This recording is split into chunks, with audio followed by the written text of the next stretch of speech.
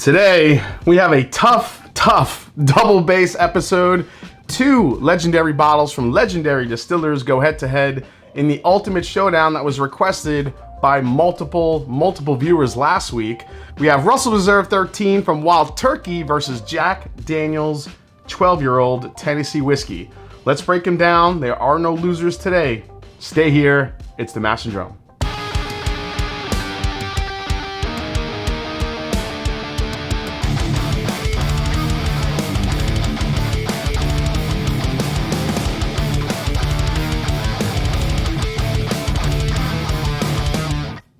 What's up, folks? I'm Jason C, and welcome back to the Mash and Drum. Like, subscribe, share, and do all the things you need to do to help grow the channel for 2023.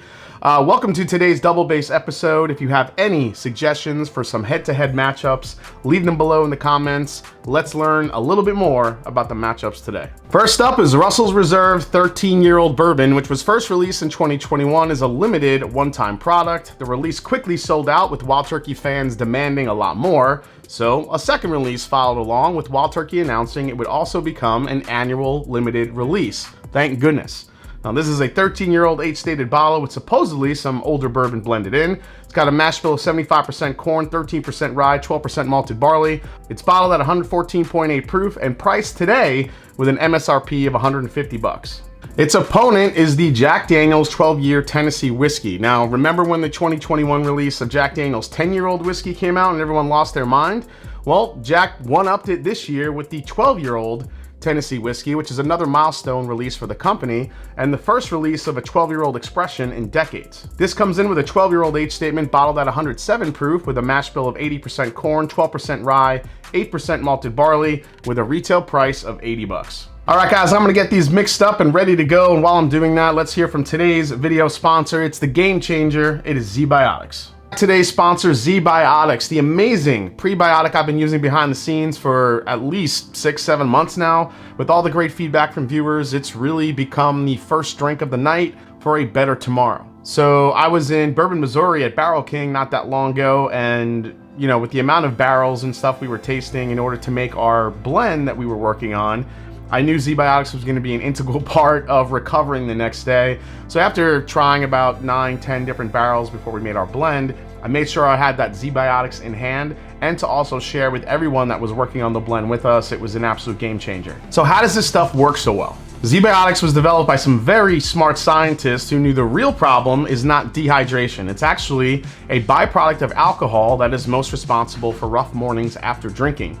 ZBiotics produces an enzyme like the one your liver uses to break down this byproduct. All you have to do is drink one of these about an hour before you start drinking, and that's it. You should still drink water to stay hydrated as always, get a good night's sleep, but ZBiotics to me makes it a lot easier for me to get out of bed, get back to work, back to the gym, and just get back to life in general.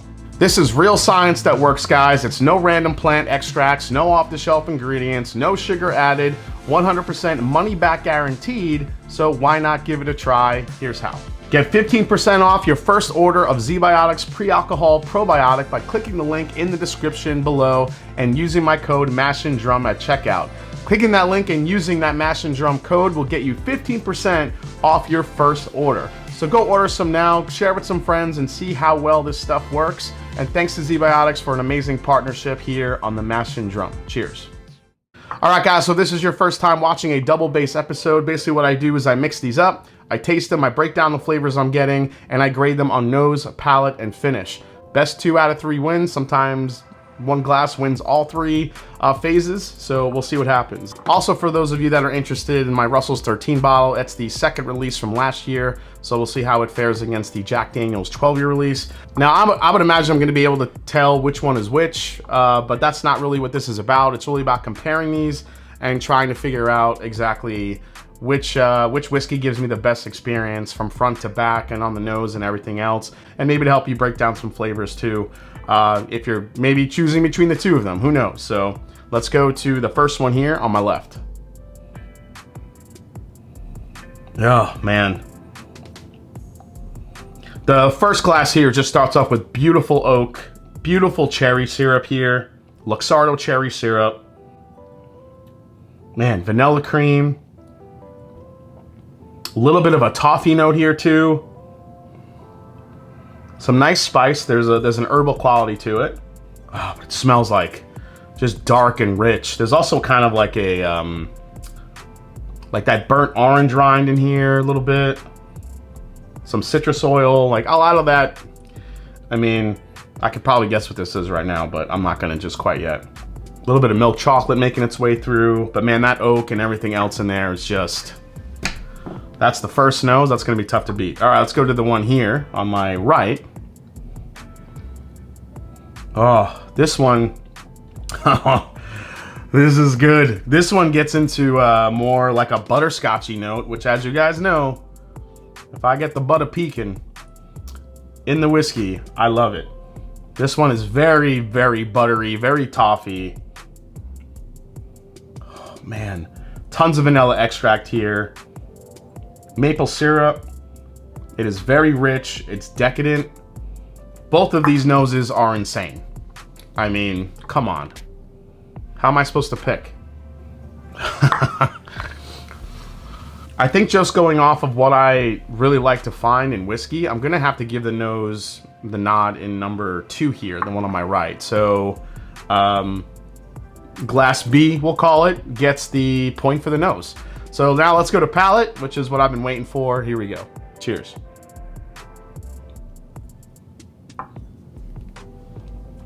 Oh, that is rich. It is. Gosh, oh my gosh. We'll get to the finish, but I'm actually starting to get some toffee here too on this one now on the palate as well. But still, going along with like that cherry syrup, the orange, really good spice. There's a beautiful sweet oak, just layer of sweet oak complexity I get on this. Like a little bit leathery too. You know, both of these have some really good ages to it. Man, another sip here.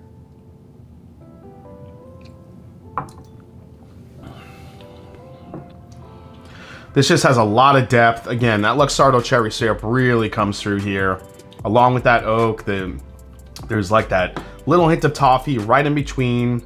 A lot of dark fruit going on here. And then this, but I think my favorite part is it has this nice little spice here from the front to the back of the palate that just kind of lingers, which is what makes it really interesting for me. I hate when a whiskey or a bourbon is just so flat and there's just nothing really going on. You get a quick burst of flavor and then it's gone. This just coats the palate. I do judge on viscosity as well, so that's really hanging true here too. Very syrupy. That's crazy. Wow. So glass A coming in hot. All right, glass B. Let's go right into it here. Here we go.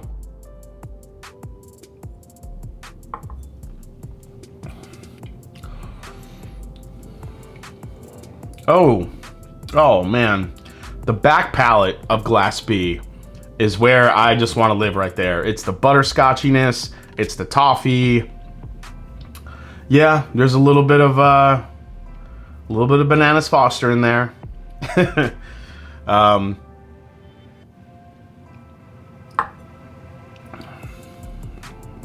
Oh wow.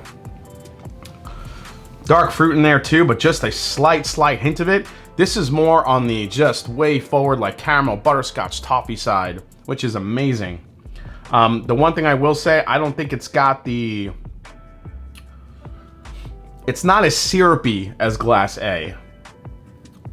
As much as I like it on the palate and the flavors, it doesn't have the viscosity that glass A does.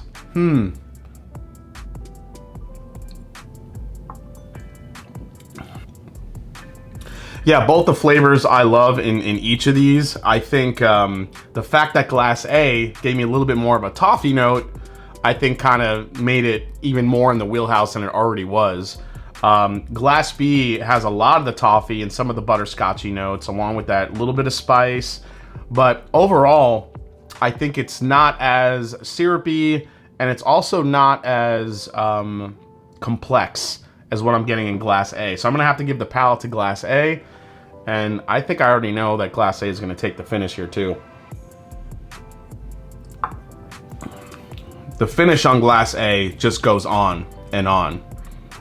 Spice from front to back, it lingers. You get more of that Luxardo cherry syrup.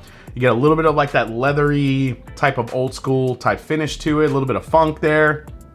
Man, yeah, and it just kind of stays. It just kind of stays right here. You get that initial Kentucky hug right in the beginning when you first take your, your first sip or two, but then it just stays and it just lingers, and then it just keeps coming back.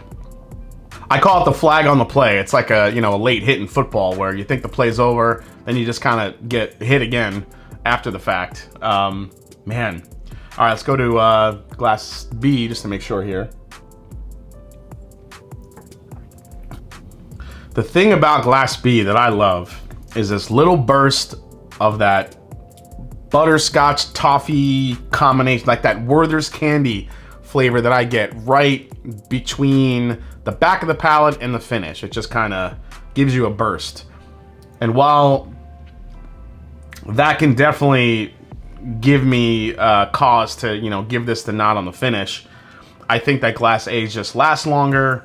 It's more lingering, and again, it comes back to that viscosity. It's just more syrupy than this one is, than glass B is. So glass A takes 2 out of the 3 categories. Glass B took the nose because of those butterscotchy notes, and I'm guessing that glass B here is the Jack and glass A is the Russell. So let's see if I'm right. Yes, sir. Jack 12 gets the nod on the nose. And you know what? I honestly thought that could happen because of how butterscotch forward it is. Real quick, guys, if anyone's been lucky enough to get a bottle of this, the neck pour of the Jack 12 is actually not very impressive. And I know a lot of people that tried it were like, what's the big deal about this whiskey? It takes a little bit. The samples, like the media samples that a lot of the YouTubers got and the reviewers, I think were already kind of developed and got some airtime. But the bottles, when you get an actual full bottle, it needs a little time to open up to get to all those really good butterscotchy flavors. So if anyone has this bottle, right here, just as it gets down past the shoulders, when it's going to really start hitting the mark. But as good as Jack 12 is, just was not good enough to take down Russell's Reserve 13. Russell's 13 is absolutely delicious. It's wild turkey. And while I could go either way with this, depending on what mood I'm in, I think the viscosity and the finish is what actually made me go Russell's 13 over the Jack 12. The Jack 12 has the flavors I love in whiskey, so I'll drink this any day of the week, all day long. However, the Russell's 13 has the viscosity and the finish that makes me want to keep going back to it and maybe just sit with it a little longer to just sit back and enjoy. So great idea from the viewers. Russell's 13 for the win. All right, guys, well, hope you enjoyed this double bass episode of Russell's Reserve 13 versus Jack Daniel's 12-year Tennessee whiskey. Hope you enjoyed it. If you did, hit the subscribe button below. Please hit the like button. If you haven't yet, find me on Instagram and find me on Twitter. Now, if you guys have any more suggestions like this, please leave them down below in the comments. We already got a couple of great suggestions from last week's episode going into the next couple weeks. So get your suggestions in now. Now, as I always do, we got to blend them. And this should be an interesting blend. What do we call this one? So immediately my head goes to like a Jack Russell Terrier. We call it like the Jack Russell. We call it the Jack Russell, or we could, no, let's call it the Jacked Russell. We're gonna call it the Jacked Russell. That's what this blend's gonna be. All right, let's try the Jacked Russell. Here we go, Jacked Russell. I would imagine this will not go well, but you never know. I get the cherry and I get all the toffee butterscotch. All right, let's try it. It's actually not bad. I think it needs some time to mingle, but that's pretty damn good. The spice is there. The flavors are playing nice with each other. Now, obviously, these are two really rare bottles, so I wouldn't recommend, blending them. However, if you do have a little bit to play with, guys, try like 70 Russells and 30 Jack. I think that's what was probably left in my glass. It's actually not too bad. And with that, as I always say, it's not about the whiskey, it's the people you share it with. So cheers to the Jacked Russell. Take care, folks.